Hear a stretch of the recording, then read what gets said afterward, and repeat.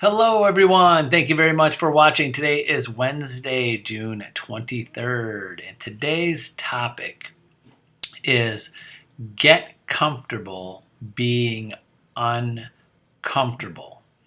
And what that means is that you got to get out of your comfort zone. And the area whenever you pass through that comfort zone or get into your uncomfort zone, now you know you're really building on something. You're really getting to the next step, because when you're in your comfort zone, you're just kind of spinning your wheels because it's easy. It's very you're doing the things that are easiest for you. It's kind of like water. If you heard that, is water travels with the least resistance. And when you go through life and you try to be successful and try to build your business and try to get better at anything, if you're always in your comfort zone and it's easy for you, you're not going to get better. So that when you get into that uncomfortable area, like you are when you make calls to your prospects. I see this all the time. I feel it all the time when I talk to agents and coach our agents. And I talked about how many calls did you make and who did you talk to, and are you prospecting, and are you meeting new people? Are you adding to your database? And I could feel that uncomfortable feeling with them, because it's uncomfortable sometimes to make that cold call. It's uncomfortable sometimes to call your referrals from your database of just general referrals, not someone that's buying or selling a house, not someone that your friend or relative or past client gave them the heads up that you're going to call. It's that uncomfortable feeling that you get when you make that call, try to make that connection. So get comfortable knowing that every day, or as often as possible, you're going to get into an uncomfortable position, and that is when growth happens. When you pass through that comfort zone, that's when growth, and that's when success starts happening. And I'm going to give you some things to think about. I'll give you one good tip. One good tip that I've been giving agents is with voicemail. So here's the real estate tip and the sales tip is think of something that your script, that when you call people and you leave them a voicemail message. So when you leave them a voicemail message, because 80% of calls are voicemails or more, because today people see who's calling them or see a number they don't recognize, they let it go to voicemail. But here's a little tip. When you leave a voicemail like, hey, Mr. So-and-so, this is Tony Geraci with Century 21 Homestar. Your great friend Joe gave me your name and number and said that you may be needing my services sometimes now or in the near future. And Joe, your friend, is a great client of mine, and we've known each other for many years. I would like the opportunity to talk to you and speak to you about the services I would love to offer you someday when you're looking to buy or sell a house. So if you get a chance, please call me or set up a time where we could talk and go over a few things. That's right off the top of my head, but that would be a little bit more polished before, and I would practice that more before I started making my calls. But here's the tip. When you leave that voicemail message and hang up, call back right away with a little bit more information.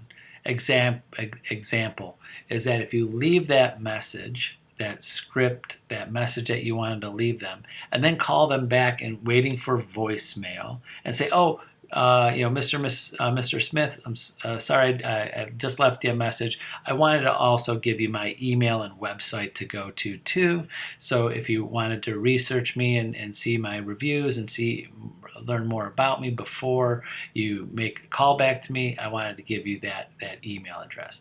The reason why that, so here's the tip.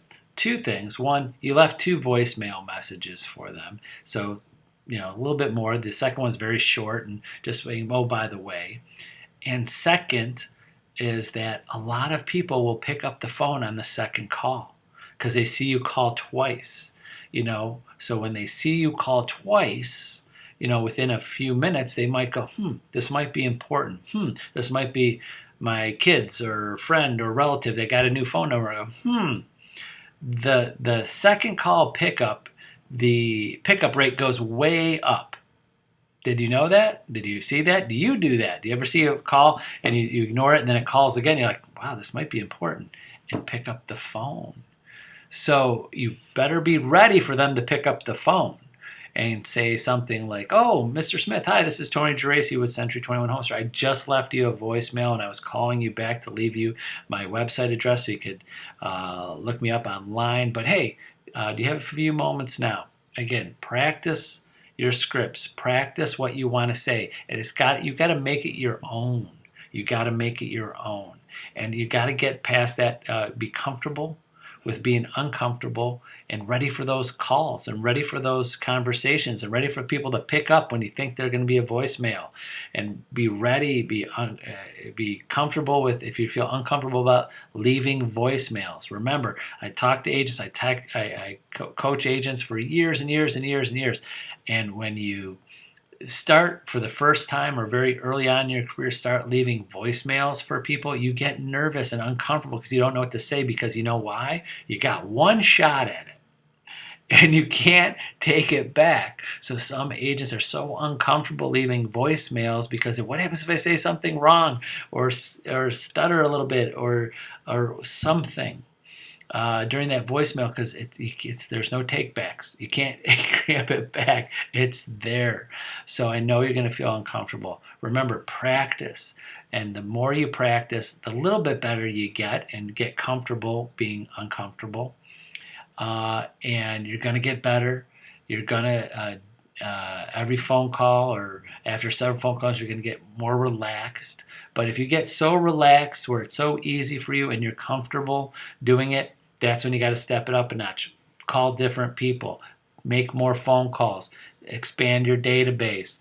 Reach out to in other avenues that make you feel uncomfortable. So don't always stay in that comfort zone. But as you grow, example, like someone who wants to run a marathon, you might want to, for the first time, that running 2-3 miles might be tough when you first start, but then you get that comfort zone. You're like, it's easy. I can run 2-3 miles now. Very easy. But then what do you have to do? You got to go further. Now I got to run 4 miles, 5 miles. If you want to run that 26 point whatever miles, you're going to have to not get comfortable and get into that uncomfort zone, and keep on going until you get to that goal.